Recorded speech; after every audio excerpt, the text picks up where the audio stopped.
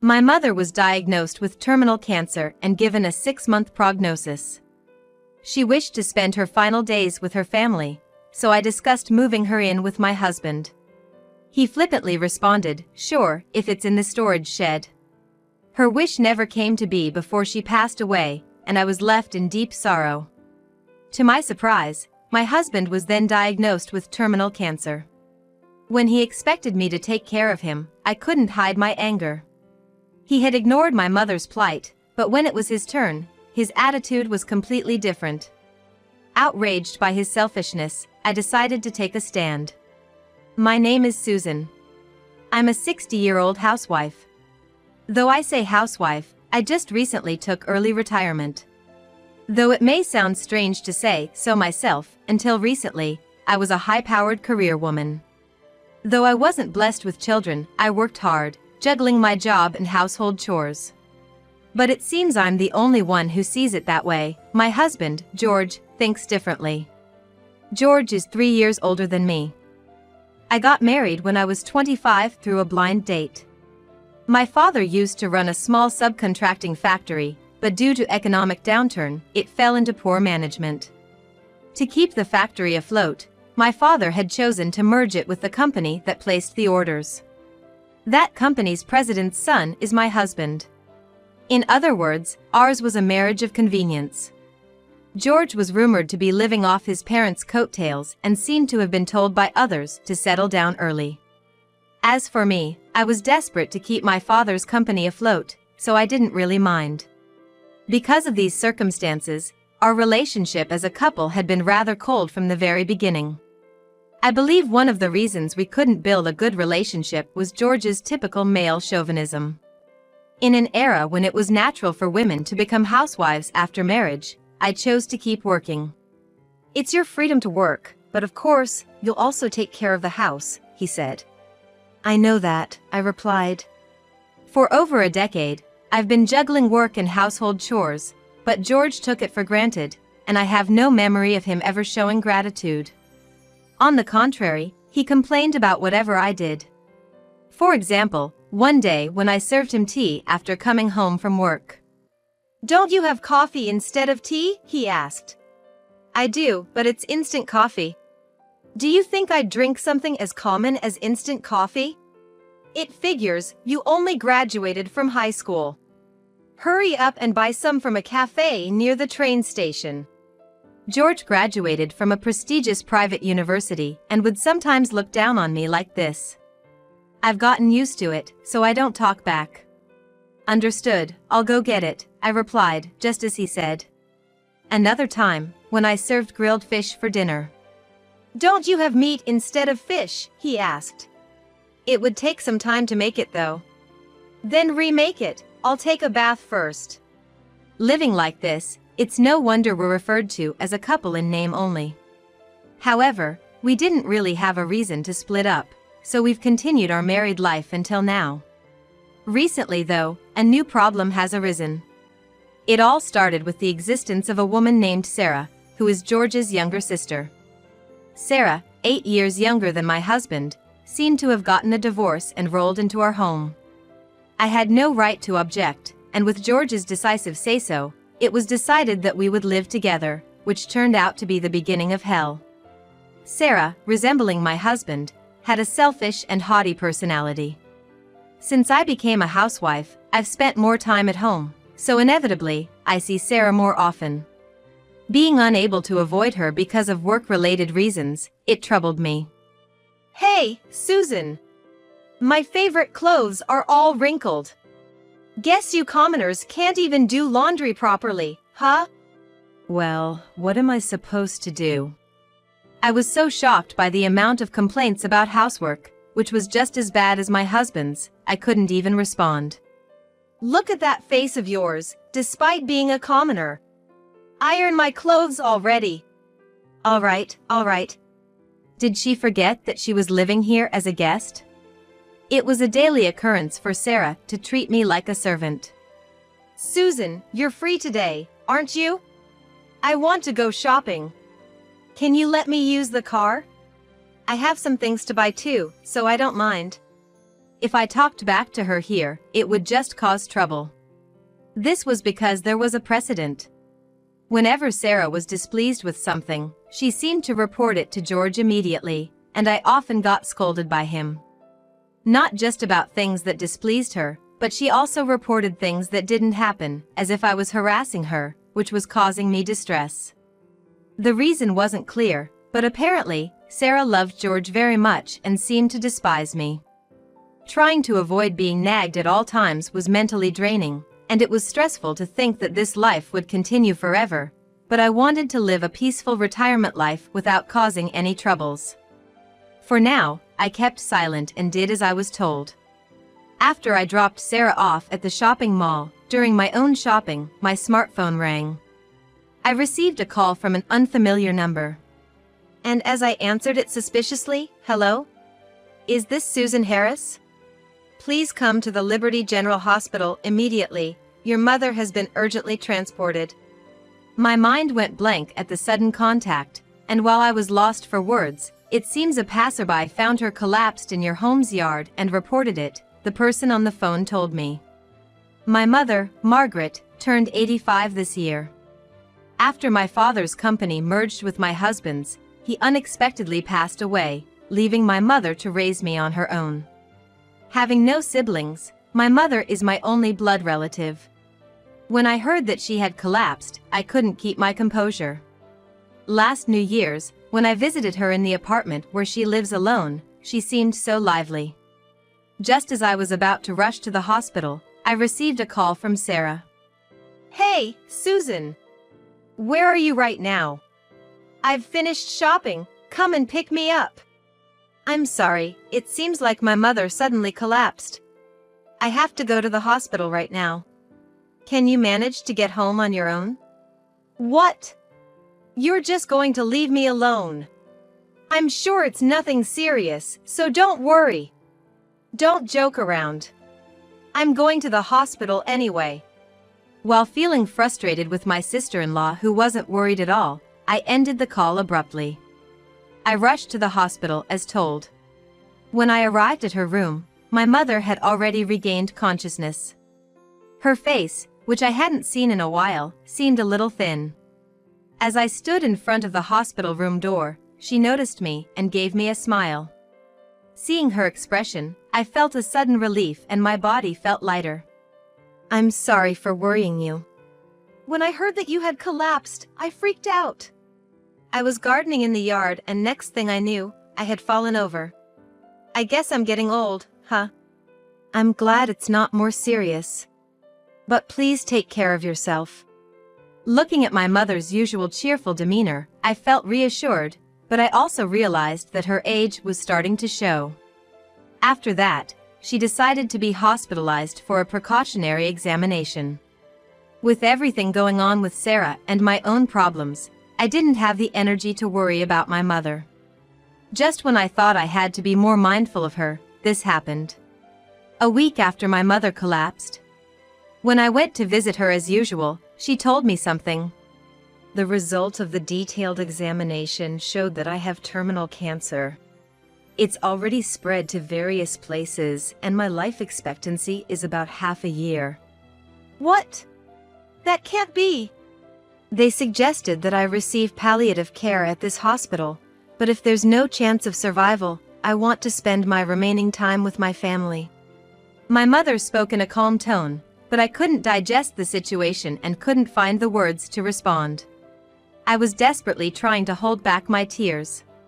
However, while my mother should be the one who's suffering the most, she seemed to be accepting everything and looking forward.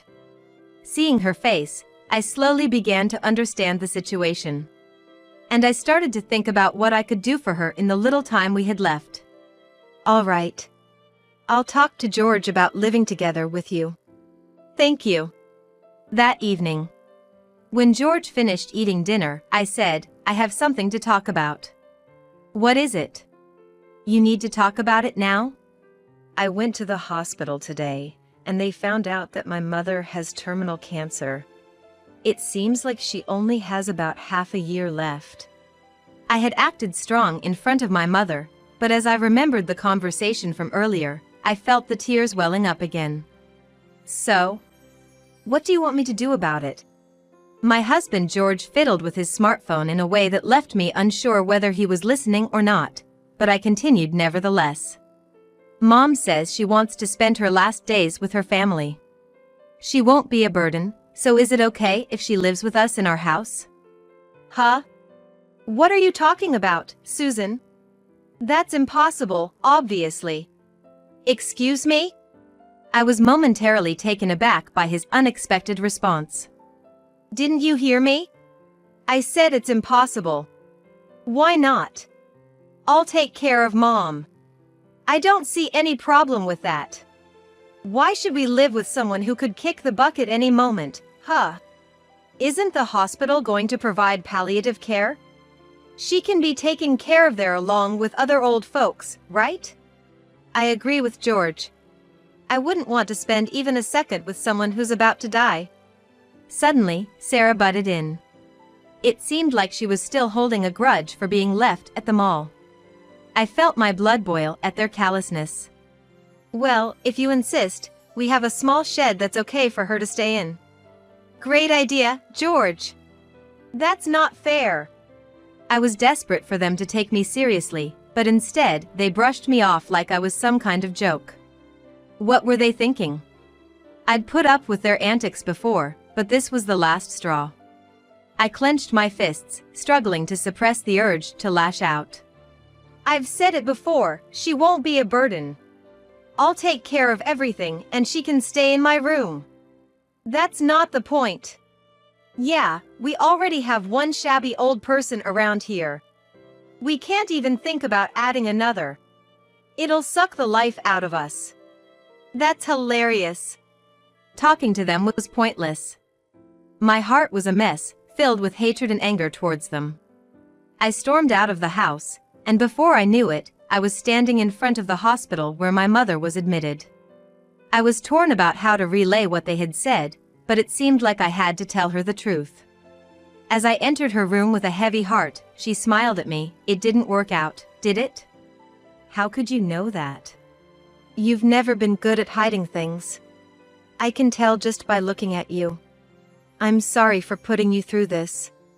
Why are you apologizing, Mom? I was furious and frustrated with myself for not being able to fulfill even this one wish of my beloved mother. I'll stay at the hospital. I've saved up a bit of money, and I don't want to burden you, Susan. There's no burden. In fact, I want to live with you. That was the truth. Seeing their behavior, I'd reached the end of my patience. I had no idea they could be so heartless. I'd rather leave home than live under the same roof as them. I'm glad to hear you say that. But if you could come visit me once a week, that would be enough. Mom, just wait a little longer. I'll find us a house to live in together. Thank you, dear. Looking back, it seems that my mother already knew that her days were numbered. Her condition took a turn for the worse and she passed away a few days later. Sadly, I heard the news while I was signing a lease for an apartment I had found for us. It was all so sudden that I was left in a daze, unable to focus on anything, living my days like an empty shell. Even when George and Sarah berated me, I didn't feel anything. In this state of feeling like there was a gaping hole in my heart, I had to act as the chief mourner for my mother's funeral. When I was selecting a picture for the memorial service, my memories with my mom came rushing back so vividly, big tears started to fall from my eyes, and I couldn't stop them. With me beside them, neither George nor Sarah bothered to help with the funeral arrangements. Instead, they were laughing out loud saying, "Told ya so, huh? Should have listened to us, right? And never thought it would end so abruptly, huh?" With my eyes red from crying, I glared at them. Geez, that's scary. We didn't cause this, you know? George, are you okay? You've been coughing a lot recently, haven't you? I'm fine. I couldn't be bothered with George's cough. I was preoccupied with my own problems. Just when my mother's funeral was over and my wounds started to gradually heal, George spoke to me with a solemn expression. Honestly, I hadn't felt like talking to him at all since that incident. But, since it was unusual for George to initiate a conversation, I decided to at least pretend to listen while I was doing housework. Turns out, I've got terminal lung cancer. I'm sorry, who does? Obviously me. Haven't you noticed my constant coughing lately? Sure enough, George was a smoker. I was surprised that it was lung cancer, but a part of me was calmly wondering, so what now? So, what's the big deal? It is a big deal. I, the breadwinner of the family, have a serious illness. It's your duty as a wife to take care of me. Maybe George didn't like my indifferent response, because he suddenly raised his voice. Is he really serious? After totally disregarding my mother's situation, he's now behaving like this just because it's about him. I couldn't hide my anger at my self-centered husband. Taking care of him is my duty as his wife? Give me a break. I might as well quit being his wife right now. I decided to strike back. Stop joking around. There's no way anyone would joke about having terminal lung cancer. Just goes to show how much of an idiot you are, only having a high school education. Although I was left speechless by my husband's condescending attitude, I replied in a cold voice, "The idiot here is you." What did you just say? I said, please stop joking around with asking me to take care of you. If it's the wife's duty, then I quit being your wife right now. Saying that, I put the divorce papers on the table. Hey, what's the meaning of this? It's just as it looks. There's no way we're getting a divorce, especially now when I'm going through such a hard time. You didn't help me during my hard times, did you? You even abandoned my mother, Susan accused. That's a different issue altogether. George retorted, losing a bit of his usual composure. He probably hadn't expected that I would file for divorce. The timing and reason for the divorce was all I needed. I had decided at some point that it would happen. It wouldn't be an overstatement to say that I waited until the time was ripe, considering my mother's situation too. I can't live with someone who's unpredictable, I stated. What? Having completely forgotten, I returned the exact words he once said to me. You trampled on my mother's wish to spend her final moments with her family with these words. Cut it out. If you need someone to look after you, why not ask Sarah? Even if you refuse to sign, I'm leaving this house. You serious? You're gonna regret it when you realize you've got nowhere to go. I'm not bluffing or acting impulsively. I'm not as stupid as my husband thinks I am. So, this is the end of the discussion. I'll be leaving this house by tomorrow. Hey! Wait a minute. I heard my husband's voice from behind me, but I ignored him and went into my room.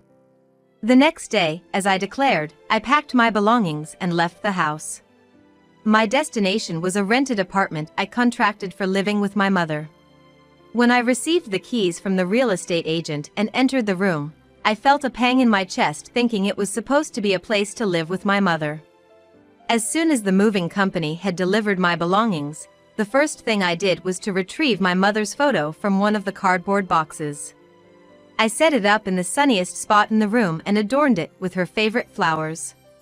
Having successfully left my house, I decided to carry out my next plan. One day, as I was settling into my new room and unpacking, I received a call from a familiar number. As I was expecting the call around this time, I answered the phone with a calm tone. Hello. What the hell is this document? Oh, you seem surprisingly well. I thought it would be hard for you to read, so I sent it to Sarah. I had considered my seriously ill husband when I made this decision. It seems he got it from his sister. Susan, where the hell are you? Just because you have a grudge against George, doesn't mean you can make unreasonable demands for asset division. Judging from the situation, it seemed the two of them were together. For me, it was quicker to talk if they were together. Sarah, do you really think I would send such a claim without reason? What? What do you mean? It means I have concrete proof. Proof of his affair. I felt like I heard both of them gasp on the other side of the phone. I found out about my husband's affair thanks to my mother's will. When I was choosing a photo for the funeral, I found an envelope in the album. Judging from the date written, it seemed to have been written long before my mother collapsed. She must have written it to me so that I would be prepared for anything considering her age. Most of it was about inheritance, as one would expect from a will. However, it was written that my mother had something she had been keeping silent about. What did it say? My mom's friend who runs a bar saw someone who looked just like you, bringing a woman there. This friend attended my mom's funeral, so I decided to ask her for the truth. Is there a regular customer at your bar who is here right now? That's sneaky. Ignoring my husband, I calmly continued with the story. The most important part was to come. I was taken aback. I never anticipated you two would be the ones pointed out. I thought it might be a mistake, so I checked again, but it was confirmed. At first, when I heard it, I was completely confused. An affair between siblings is unthinkable. But what if they weren't siblings? It was an absurd idea, but a hypothesis popped into my head. I hired a private investigator to do some research. You're not Sarah, George's sister, are you? What? I had forgotten Sarah's face. Last I saw her was at our wedding, and I was completely fooled. Should I call you by your real name, the mistress, Naomi? You even know my name. Hey! Well, if you've figured it out this much, there's nothing we can do. I'm tired of pretending to be siblings. It seems like George's mistress has finally given up. Perhaps George had no intention of confessing, and it seemed like they were about to start a lover's quarrel over the phone, so I cleared my throat. It was not meant to be sarcastic towards George, but it seemed to redirect the attention of the two towards me again. Can we get back to the story? I said in a calm voice. How did you know I'm not George's sister? Naomi asked in a puzzled voice. Well, the first thing that struck me as odd was that your relationship seemed too close for siblings, and I was curious about why you seemed to dislike me. I see. I knew you had divorced, but it was strange that George was so defensive. I thought you were dumb. Well, certainly, I was a fool for going along with whatever George said back then. The thought of living under the same roof with my husband's mistress without realizing it makes me sick. Now it makes sense why you didn't want to live with my mother. So you've seen through it all. But is it okay? After all, you left the house, and you're planning on divorcing George, right? This works out well for us. Didn't I tell you? I'm putting the house up for sale. What? You're doing what? Yes, that house was originally owned by my parents. Meaning, now that my mother has passed away, I am the inheritor. This was also something my mother left in her will. Since I've already moved to a new place, it's my call what to do with the house. Therefore, despite the house being filled with memories of my childhood, I've decided to sell it for financial support for my future. I'd like you to take a close look at this document. The money claim is not just against the husband, you know. Wait a minute.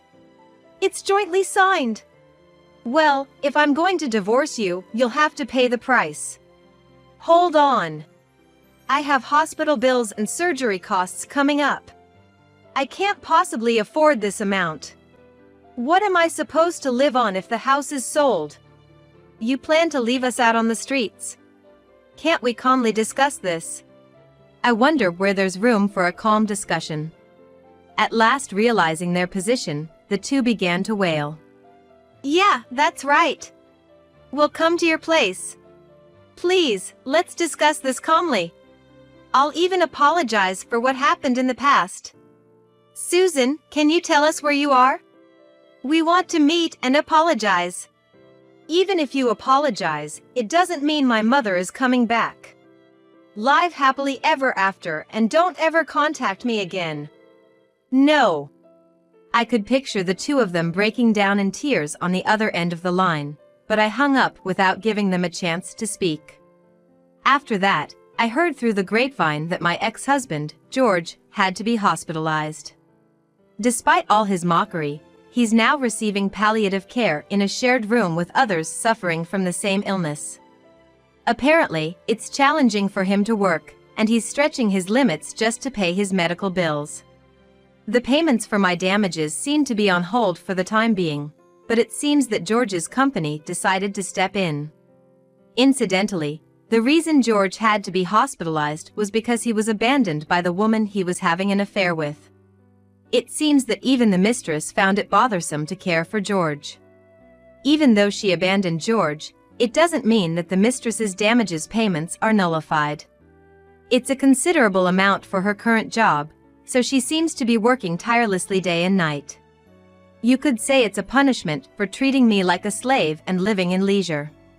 She seems to have tightened her belt considerably, losing weight drastically, and supposedly regretting what she did to me. She seemed to have tried to contact me several times through George, but I ignored them all. As for me, I've been living a comfortable retirement life with the funds from selling the house and the stocks my mother held. Surprisingly, these stocks were from the company where George works. In other words, it turns out that the company my father used to run was merged with the company where George works. Given the percentage of stocks I hold, I even have the right to speak at shareholder meetings. Perhaps my mother was trying to reclaim my father's factory someday. I could have dismissed George from his executive position at the shareholders' meeting, but I decided not to, as it could delay the payment of damages. Above all, I felt that my mother would not be pleased with any further revenge. The best way I could honor my parents is by living as long as possible, for both me and my mother. It seemed like the photo of my mother was always smiling with her usual smile.